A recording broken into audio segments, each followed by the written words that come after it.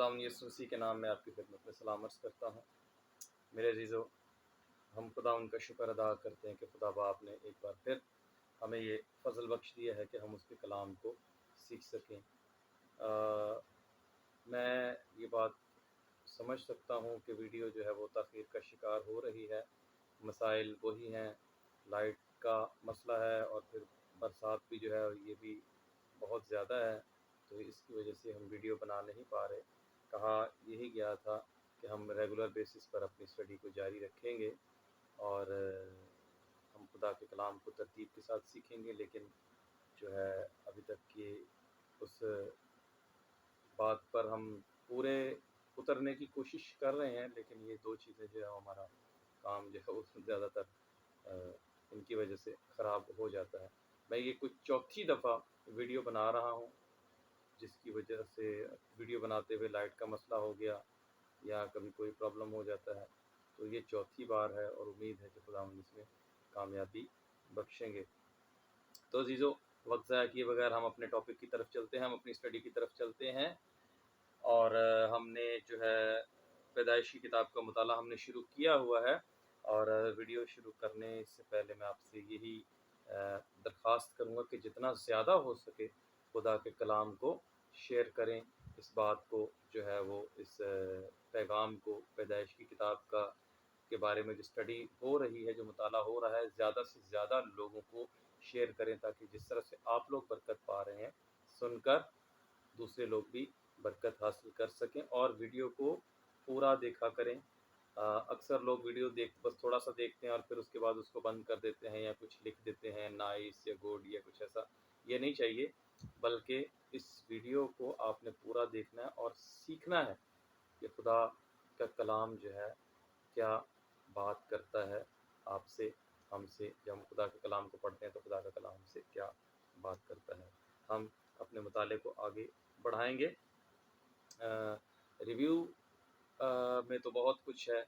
پیدائش کی کتاب کا جب ہم نے پہلے دن جب ہم نے اسٹڈی کرنا شروع کیا تھا، تو ہم نے ایک بات سیکھی تھی کہ خدا کا کلام جو ہے، پیدائش کی کتاب جو ہے، یہ کوئی گھڑی ہوئی داستانیں یا کہانیاں نہیں ہیں، بلکہ یہ کتاب جو ہے یہ ایک الہامی کتاب ہے۔ پولس رسول کہتے ہیں کہ ہر ایک صحیفہ جو خدا کے الہام سے ہے۔ تو پیدائش کی کتاب خدا کا الہام ہے۔ خداوند یسوع مسیح نے کئی بار پیدائش کی کتاب میں سے حوالے دیے، توریت میں سے حوالے دیے، تو اس لیے یہ کتاب ایک مستند کتاب ہے، بائبل کی بنیادی کتاب ہے۔ تو اس بارے میں ہم یہ سیکھ رہے تھے کہ یہ گھڑی ہوئی داستانیں یا کہانیاں نہیں ہیں۔ پھر ہم نے یہ سیکھا تھا کہ کس چیز کا آغاز ہے، کس چیز کا آغاز ہے پیدائش، کس چیز کی پیدائش ہے، کس چیز کا آغاز ہے۔ تو تقریباً کوئی 13 سے 14 پوائنٹس ہم نے ڈسکس کیے تھے، جس میں یونیورس کا اوریجن ہے، یعنی کہ کائنات کی پیدائش ہے، انسان کی پیدائش ہے، اور جو ہے چنے ہوئے لوگوں کا یہ آغاز ہے، پیدائش کی کتاب میں ملتا ہے۔ قوموں کا آغاز ہمیں ملتا ہے، گناہ کا آغاز ہمیں جو ہے پیدائش کی کتاب کے اندر ملتا ہے۔ بہت ساری باتیں تھیں، کافی سارے پوائنٹس ہم نے اس میں ڈسکس کیے تھے۔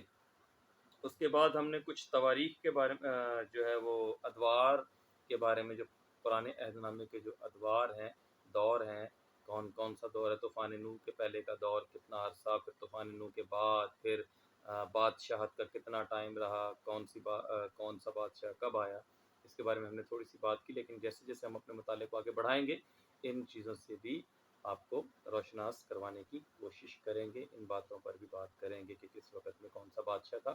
لیکن ابھی ہم پیدائش کتاب کی بات جو ہے وہ کر رہے ہیں، پیدائشی کتاب کا مطالعہ ہم کر رہے ہیں۔ تو آج جس بات پر ہم ڈسکس کریں گے، یا جو بات ہم کریں گے پیدائشی کتاب کے حوالے سے، پیدائشی کتاب کی تقسیم پر ہم بات کریں گے کہ پیدائشی کتاب کو کس طرح سے تقسیم کیا گیا ہے، یا اس کو تقسیم کیا جا سکتا ہے۔ اس کی تقسیم جو ہے یہ کوئی الہی تقسیم نہیں ہے کہ خدا نے جو ہے وہ اس کو اس طرح سے تقسیم کر کے تو ایسے بتا دیا کہ، لیکن جب ہم اس کو پڑھتے ہیں تو ہمیں ایسا لگتا ہے کہ واقعی ہی خدا نے اس کتاب کو اس طرح سے لکھوایا ہے کہ ایسا لگتا ہے کہ خدا نے بڑے ترتیب کے ساتھ، بڑے طریقے سے हर एक चीज़ को जो है वो बयान किया है। बात को आगे बढ़ाने से पहले मैं यही कहूँगा कि बाइबल के पैदाइश की किताब के अंदर हमारे बहुत सारे सवाल होते हैं। पैदाइश की किताब के हवाले से जब पैदाइश की किताब का मुताला करते हैं तो हमारे बहुत सारे सवाल उठते हैं हमारे जहन के अंदर, लेकिन बाइबल के अंदर पैदाइश की किताब जो है वो हर सवाल का जो है वो जवाब नहीं है, और पूरी कंप्लीट मुकम्मल डिटेल इसके अंदर हमें नहीं मिलेगी। खुदा ने जो मुनासिब समझा, जो मुनासिब जाना, वो दिया, वो हमें बता दिया गया है। जो खुदा ने मुनासिब समझा, जो खुदा ने मुनासिब जाना, वो हम तक उसने इल्हाम के ज़रिए से पहुंचा दिया गया। बाकी अगर कोई बात करता है तो इंसान की सोच हो सकती है, इंसान का ख्याल हो सकता है, मफरूज़ा हो सकता है, हाइपोथेसिस जिसको कहते हैं, मफरूज़ा हो सकता है, लेकिन क्योंकि वो बात का अगर बाइबल मुकद्दस के अंदर कहीं इशारा नहीं मिलता है तो आई थिंक और माई थिंक के अलावा ये कुछ नहीं, कयास राई के अलावा कुछ नहीं, तो हम कयास राई की बात नहीं करेंगे। हम क्योंकि बाइबल की दुरुस्त तालीम को मानने वाले हैं, बाइबल की दुरुस्त तालीम को सीखने वाले हैं, तो हम बाइबल की दुरुस्त तालीम की बात करेंगे। जी, तकसीम। तो सबसे पहला ये हिस्सा तकसीम के अंदर आता है पहले बाब की पहली आयत से लेकर 11वां बाब पूरा। यहाँ पर खुदा खुद और उसकी जो बनाई हुई कायनात है उसके साथ खुदा डील करता है।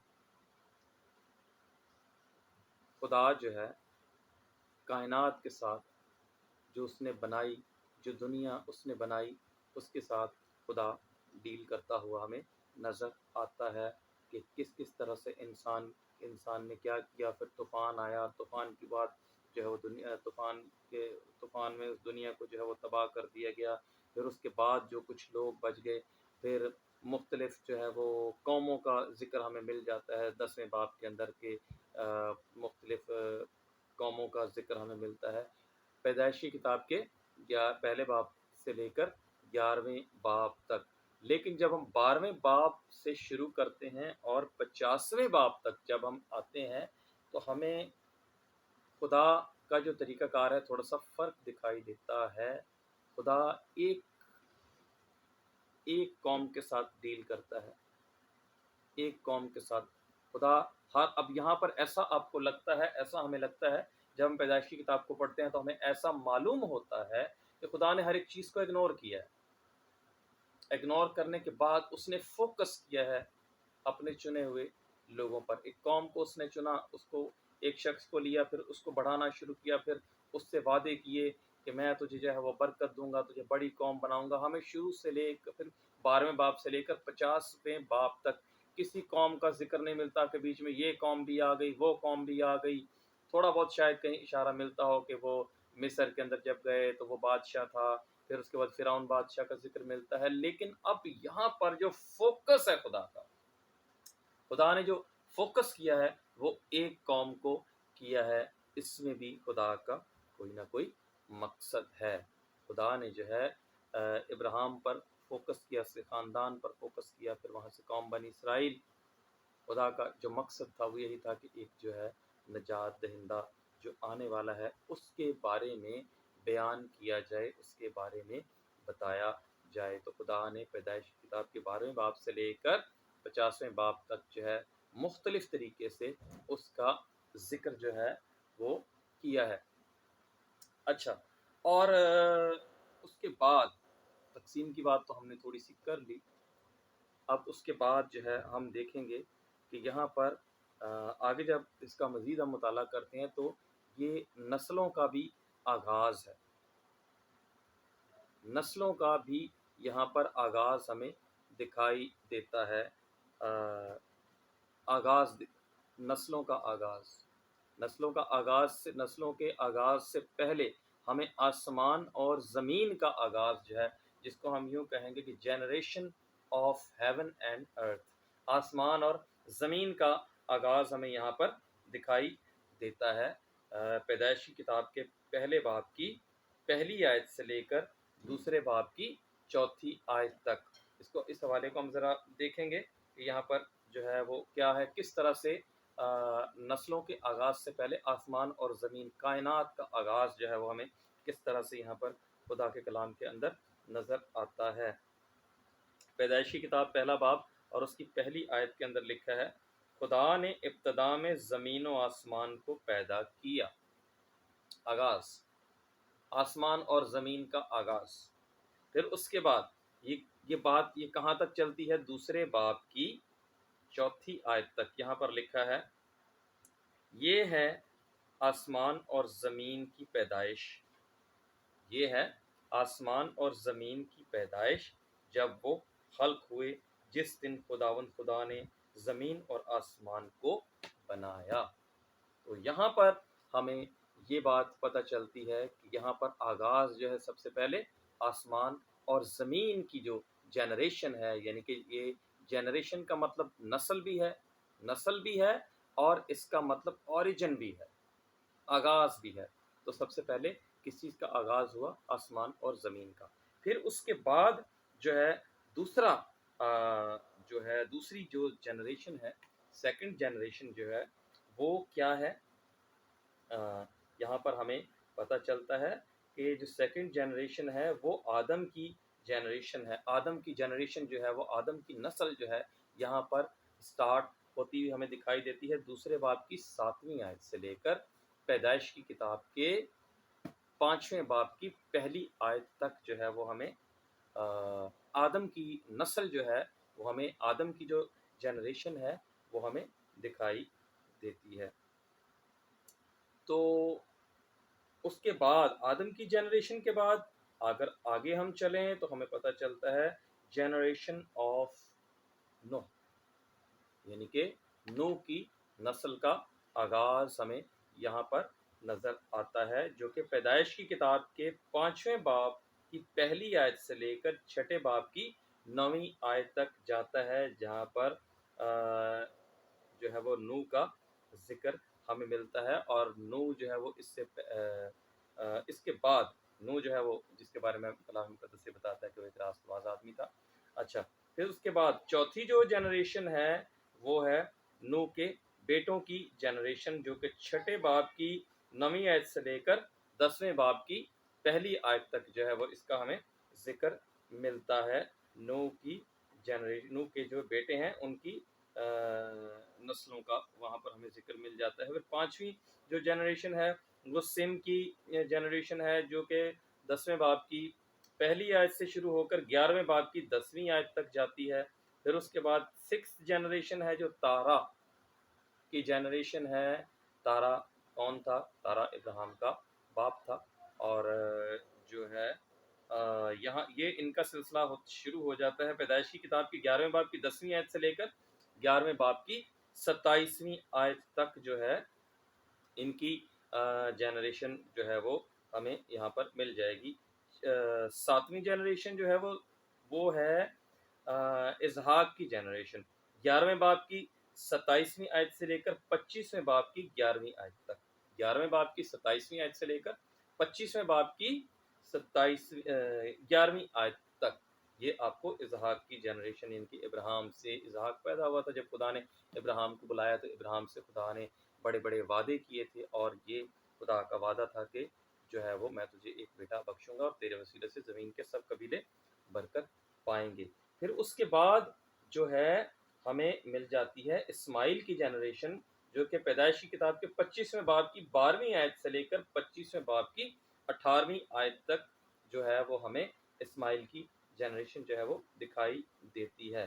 फिर उसके बाद जो है याकूब की जनरेशन है 25वें बाब की 19वीं आयत से 37वें बाब की पहली आयत तक जो है वो हमें याकूब की जनरेशन जो है दिखाई देती है कि किस तरह से इब्राहिम से फिर इसहाक और इसहाक से याकूब, और फिर उसके बाद जो 10th जनरेशन है 10वीं जनरेशन है वो है याकूब के बेटों की जनरेशन, याकूब के बेटों की नस्ल। 37वें बाब की दूसरी आयत से लेकर खरूज की किताब के पहले बाब की पहली आयत तक जो है यहाँ पर हमें ये जनरेशन जो है वो दिखाई देती है। तो यहाँ पर पैदाइश की किताब के अंदर 10 जनरेशन का आगाज़ हुआ है, اور پھر انہی سے ہو کر جو ہے وہ ساری دنیا کے اندر لوگ جو ہے وہ پہلے مختلف قومیں جو ہیں یہ وجود میں آئی ہیں۔ آغاز کہاں سے ہوا ہے؟ پیدائش کی کتاب سے۔ اگر کسی کو بھی دنیا کے بننے کے بارے میں کہ دنیا کیسے بنی، قومیں کیسے وجود میں آئی، چاہے کوئی اپنے آپ کو بہت بڑا سمجھے یا کچھ بھی سمجھے، لیکن سہارا اس کو پیدائش کی کتاب کا ہی لینا پڑتا ہے۔ پیدائش کی کتاب کے اندر ان ساری باتوں کا ذکر موجود ہے۔ دنیا کے اندر کوئی ایسی اور کتاب نہیں ہے جو آپ کو اوریجن بتائے گی، کسی بھی چیز کا اوریجن، کائنات کا اوریجن، انسان کا اوریجن، اور گناہ دنیا کے اندر کیسے آیا، خدا کے چنیدہ لوگوں کا آغاز، قوموں کا آغاز، کوئی کتاب ایسی نہیں ہے جو آپ کو یہ بتا سکے۔ یہ بات ہم پہلے کر چکے ہیں۔ اب اگر ہم بات کریں پیدائش کی کتاب کے حوالے سے، جو کریشن کے حوالے سے، تو بہت ساری ہائپوتھیسس ہیں، یعنی کہ مفروضات ہیں پیدائش کی کتاب کے حوالے سے۔ اس سے پہلے کہ ہم پہلی آیت کے اندر جائیں، بہت سارے مفروضات، بہت سارے خیالات ہیں۔ کچھ لوگوں کا کہنا یہ ہے کہ جو کریشن ہے یہ لاکھوں، کروڑوں، ملینز، بلینز ایئرس جو ہے یہ پرانی ہے، اتنا عرصہ ہو چکا ہے۔ کچھ لوگوں کا ماننا یہ ہے کہ 9,000 10,000 سال جو ہیں یہ کریشن کے ہیں، اور بائبل جو ہے وہ ہمیں یہی بتاتی ہے۔ بہت سارے نظریات ہیں، میں نہیں چاہتا کہ میں ان نظریات میں جا کر آپ کو جو ہے وہ بہت زیادہ الجھاؤں، لیکن میں جو ہے وہ کوشش کروں گا کہ میں مزید اس کے اوپر آپ کو کچھ بتا سکوں۔ لیکن میرا ماننا یہ ہے، اور بائبل مقدس کی جو درست تعلیم یہ ہے کہ کوئی لاکھوں، کروڑوں، اربوں سال پرانا ایسا کچھ بھی نہیں ہے۔ اتنا زیادہ اندازہ کوئی بھی نہیں لگا سکتا۔ اندازہ جو ہے وہ تجربے کی بنیاد پر لگایا جاتا ہے۔ تو انسان کی عمر اتنی نہیں، تو پھر انسان کیسے کسی چیز کا اندازہ جو ہے وہ لگا سکتا ہے کہ وہ اتنے لاکھ سال پرانی ہے، اتنے کروڑ سال پرانی ہے، بلینز آف ایئرس جو ہے یہ پرانی ہے۔ تو عقل جو ہے وہ اس بات کی اجازت نہیں دیتی ہے۔ اتنا زیادہ انسان جو ہے وہ اتنا زیادہ اس کے اندر اتنی کوئی صلاحیت نہیں ہے کہ وہ اتنا لمبا ایک عرصہ کسی چیز کے بارے میں جو ہے وہ بیان کر سکے کہ یہ بلینز آف ایئرز اور ملینز آف ایئرز اور ٹریلینز آف ایئرز کی بات کر سکے۔ یہ میں سمجھتا ہوں کہ یہ بیوقوفی کی بات ہے۔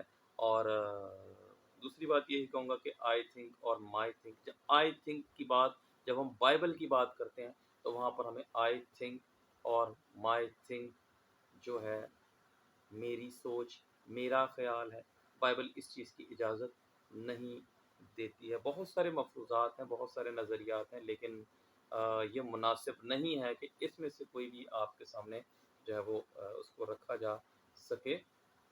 یہ رکھا جانا اتنا ضروری نہیں ہے۔ آپ مزید اگر اس کے بارے میں جاننا چاہتے ہیں تو آپ اپنے کامنٹس کے اندر جو ہے وہ بتا سکتے ہیں، تو ہم اس پر مزید جو ہے وہ بات کر سکتے ہیں، لیکن میں یہ سمجھتا ہوں کہ اتنا زیادہ ضروری نہیں ہے۔ اب ہم پیدائش کی کتاب کی پہلے باب کی پہلی آیت کا آج ہم جو ہے وہ تھوڑا سا اس کا جو ہے وہ مطالعہ جو ہے وہ شروع کرتے ہیں۔ لکھا ہے کہ پیدائشی کتاب کے پہلے باب کی پہلی آیت، آج سے ہم آیت جو ہے وہ شروع کر رہے ہیں، اور وہ آیت کیا ہے؟ خدا نے ابتدا میں زمین و آسمان کو پیدا کیا۔ پیدائش کی کتاب پہلا باب پہلی آیت۔ خدا نے ابتدا میں زمین و آسمان کو پیدا کیا۔ یہ آیت ایک ایسی آیت ہے جو کئی طرح کے غلط نظریات کو ریفیوز کرتی ہے، رد کرتی ہے۔ بہت سارے نظریات ہیں، بہت ساری باتیں ہیں جو کہ کہی جاتی ہیں کریشن کے حوالے سے، لیکن یہ کتاب، پیدائش کی کتاب، جو بائبل مقدس کی بنیادی کتاب ہے، فاؤنڈیشنل بک ہے، اور یہ فاؤنڈیشنل بک ہے بائبل مقدس کی پیدائش کی کتاب، اور پیدائش کی کتاب کے پہلے باب کی پہلی آیت بنیادی آیت ہے پیدائش کی کتاب۔ کیا بات ہے! پیدائش کی کتاب کے پہلے باب کی پہلی آیت جو ہے، یہ پیدائش کی کتاب کی بنیادی آیت ہے، اور یہ آیت جو ہے اپنے اندر بڑا اور بڑی ویسے تو خدا کے کلام کے اندر بہت قدرت ہے، پورا کا پورا کلام جو ہے یہ جلالی کلام ہے، خدا کا جلال سے بھرا ہوا کلام ہے۔ یہ جب ہم اس کو پڑھتے ہیں تو یہ ہمیں خوشی بخشتا ہے، تازگی بخشتا ہے، ہمیں سکون بخشتا ہے، اطمینان بخشتا ہے، تسلی بخشتا ہے۔ کیا ہی بات ہے خدا کے کلام! تو ہم بات کر رہے ہیں پیدائش کی کتاب کے پہلے باب کی پہلی آیت، جو کہ کلام مقدس کی جو پہلی کتاب ہے، فاؤنڈیشنل بک ہے، یعنی کہ بک آف جینیسس، پیدائش کی کتاب، یہ اس کی بنیادی آیت ہے۔ خدا نے ابتدا میں زمین و آسمان کو پیدا کیا۔ کہ بہت ساری تھیوریز کو، بہت سارے نظریات کو یہ رد کرتی ہے، اور اس آیت کے بارے میں ایک رائٹر ہیں، اسکالر میں ان کو کہوں گا، ان کی جو بک ہے، ایک ریسورس کے طور پر میں اس کا بھی استعمال جو ہے وہ کرتا ہوں پیدائش کی کتاب کا مطالعہ کرتے ہوئے۔ ان کا یہ کہنا ہے پیدائش کی کتاب کے حوالے سے، اس آیت کے حوالے سے، کہ اگر کوئی شخص پیدائش کی کتاب کے پہلے باب کی پہلی آیت پر یقین کرتا ہے یا کر لیتا ہے، تو اس کو دوسری پھر اس کو پوری بائبل کی کسی بھی آیت پر یقین کرنے میں کوئی مسئلہ نہیں ہو سکتا ہے۔ اگر کوئی یہ یقین کر لیتا ہے اس آیت کے اوپر کہ خدا نے ابتدا میں زمین اور آسمان کو بنایا، تو وہ ان کا کہنا یہ ہے، ہنری مورس صاحب کا، کہ کسی بھی آیت پر، بائبل کے کسی بھی حصے پر یقین کرنا اس کے لیے مشکل نہیں ہوتا، یعنی کہ اگر وہ اس بات کو مانے گا تو وہ پوری بائبل پر بھروسہ کرے گا یا کر سکتا ہے۔ اور یہ بڑی خوبصورت بات انہوں نے اپنی اس کتاب کے اندر، جس کا نام دا جینیسس ریکارڈ ہے، انہوں نے اس کتاب کو جو ہے وہ لکھا، اس بات کو انہوں نے کیا۔ تو یہ آیت جس کے بارے میں ہم بات کر رہے ہیں، یہ بہت ساری تھیوریز کو جو ہے وہ ریجیکٹ کرتی ہے۔ چند کا ذکر ہم جو ہے وہ کریں گے۔ پہلا جو نظریہ ہے ایتھیزم، ایتھیسٹ، دہریے، ان کا کیا ماننا ہے؟ دیر از نو گاڈ، کوئی خدا نہیں ہے، کوئی خدا نہیں۔ ایتھیزم کا ماننا یہ ہے، دہریے جو ہے اس بات پر یقین نہیں رکھتے کہ کوئی خدا ہے، ان کا ماننا یہ ہے کہ کوئی خدا نہیں۔ اسی طرح کا ایک شخص تھا، دہریہ سائنسدان، وہ مجھے ایک بات یاد آ گئی، میں آپ کے ساتھ شیئر کرتا چلوں۔ تو اس نے جو ہے وہ کہا کہ میں ساری دنیا کا، میں فضا پر، سپیس میں، ہر جگہ میں چکر لگا کر آیا ہوں، مجھے تو کہیں، اس نے خدا کے خادم سے شاید کہا کہ مجھے کہیں جو ہے وہ خدا دکھائی نہیں دیا، اگر وہ ہوتا تو ضرور دکھائی دیتا۔ اس شخص نے اس کو یہ جواب دیا کہ شکر کر کہ تجھے خدا دکھائی نہیں دیا، نہیں تو اس کی جھلک دیکھ کر کوئی زندہ نہیں رہ سکتا۔ کلام اس بات کی گواہی دیتا ہے کہ اس کو دیکھ کر کوئی زندہ نہیں رہ سکتا ہے۔ تو ایسے لوگ بھی ہیں دنیا کے اندر جو خدا کی روح سے معمور ہیں، اور وہ دیر این دیر وہیں کے وہیں جو ہے وہ جواب دینے کی صلاحیت رکھتے ہیں۔ بہرحال تو ان کی جو تھیوری ہے اس کو یہ آیت رد کرتی ہے، کیا؟ کہ خدا نے ہر ایک چیز کو بنایا، خدا نے ہر ایک چیز کو بنایا ہے، جیسے کہ ہم نے پڑھا، ابتدا میں خدا نے زمین اور آسمان کو پیدا کیا۔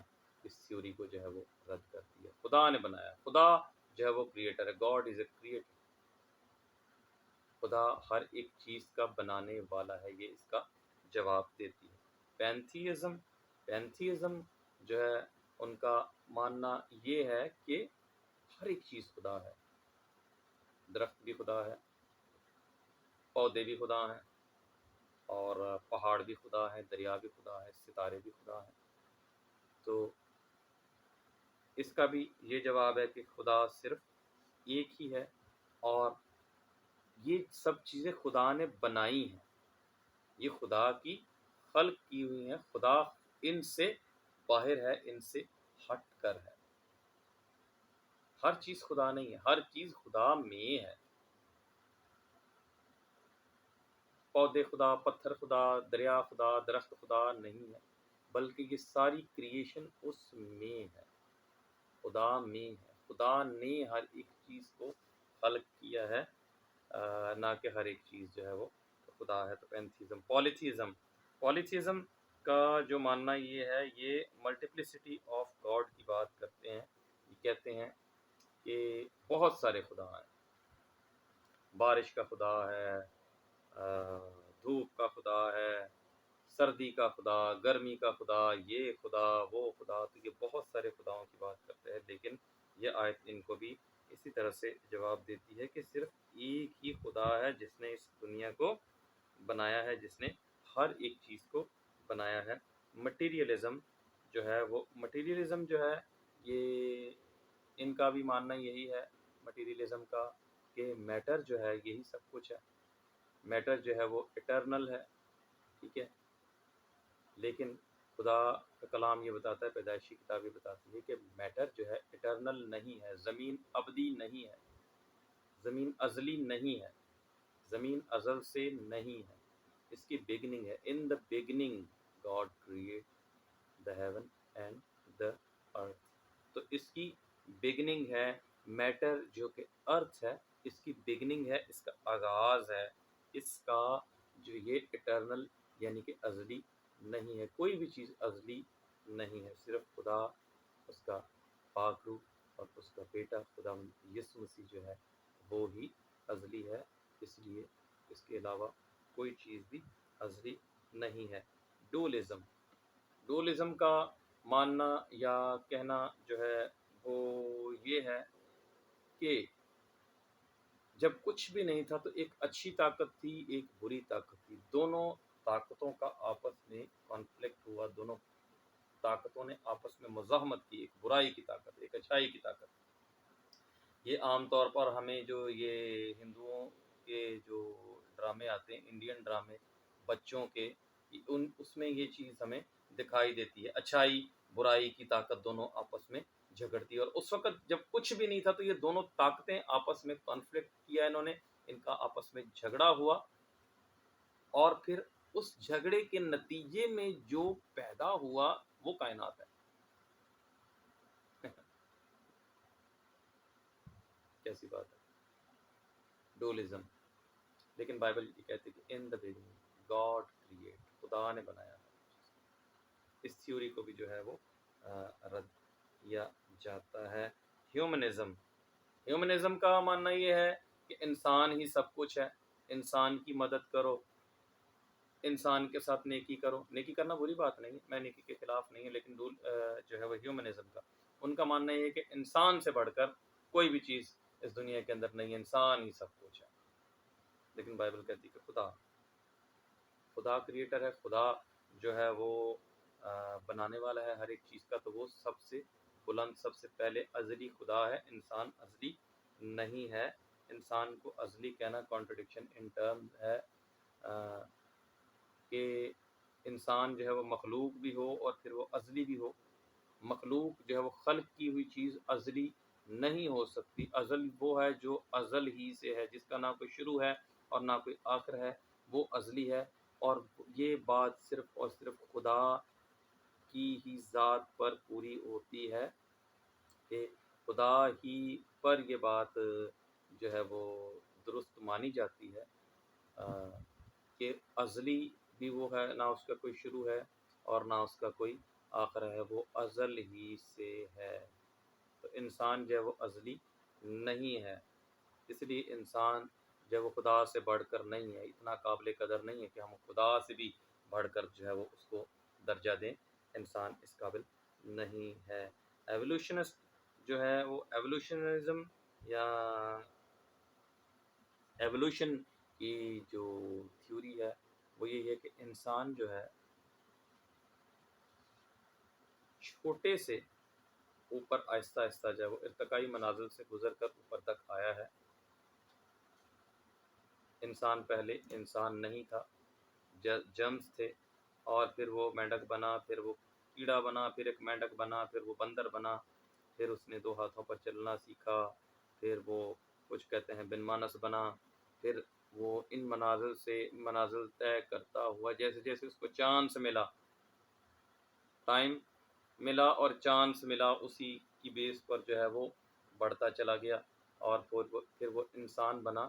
تو شروع سے انسان جو ہے وہ چھوٹا تھا، مطلب اتنی سمجھ نہیں رکھتا تھا، ابھی وہ ڈیولپ ہو رہا تھا، بڑھ رہا تھا، تو ایک ٹائم آیا کہ وہ انسان بنا۔ اس لیے تو یہ جو ایولیوشنسٹ جو ہیں یہ کہتے ہیں کہ توریت جو ہے یہ بہت بعد میں لکھی گئی، کیونکہ انسان اس وقت جو ہے وہ لکھ نہیں سکتا تھا، لکھنے کا کوئی وہ اس وقت ٹائم نہیں تھا، شعور بھی نہیں تھا، اور انسان جو ہے وہ اس قابل نہیں تھا کہ لکھ سکے۔ لیکن جو ہے یہ ذرا دیکھ لینا، انسان اس قابل نہیں تھا کہ یہ سب کچھ جو ہے وہ لکھا جا سکے، لیکن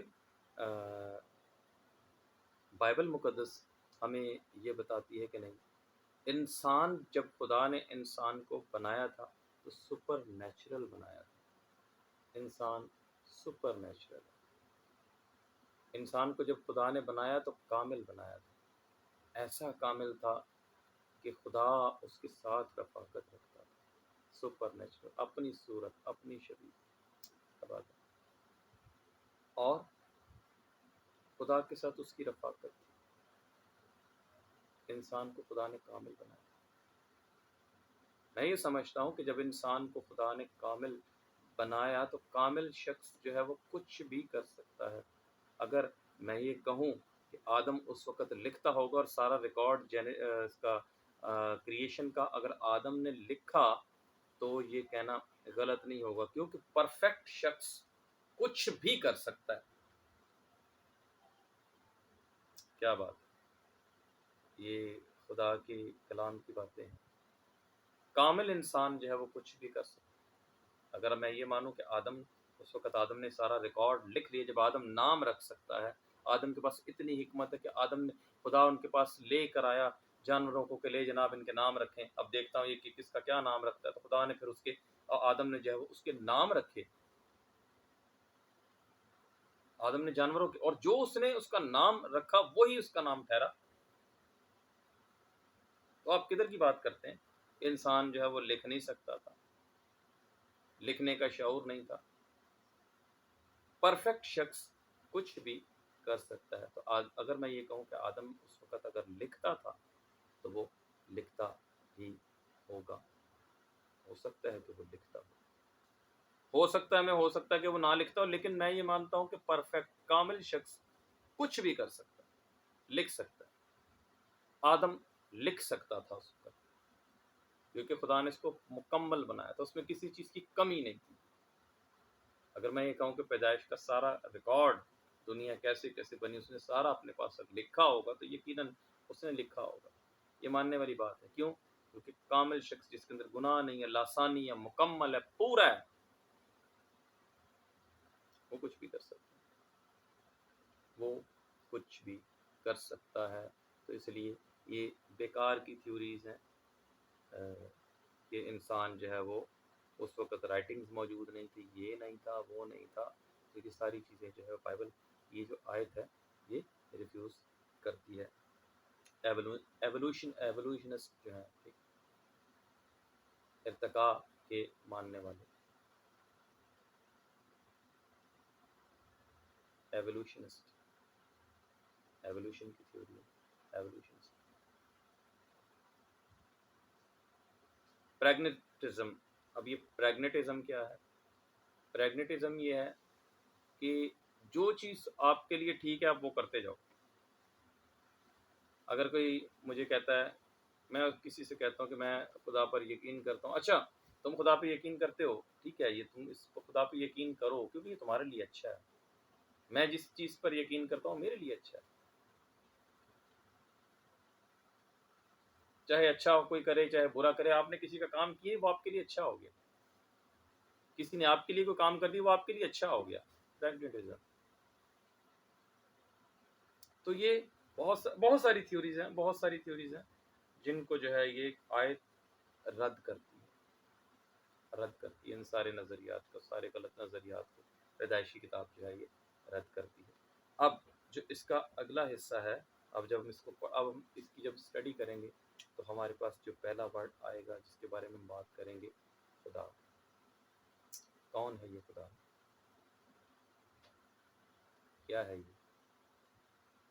کیا یہ اچانک سے آیا ہے یا یہ کوئی جسم ہے؟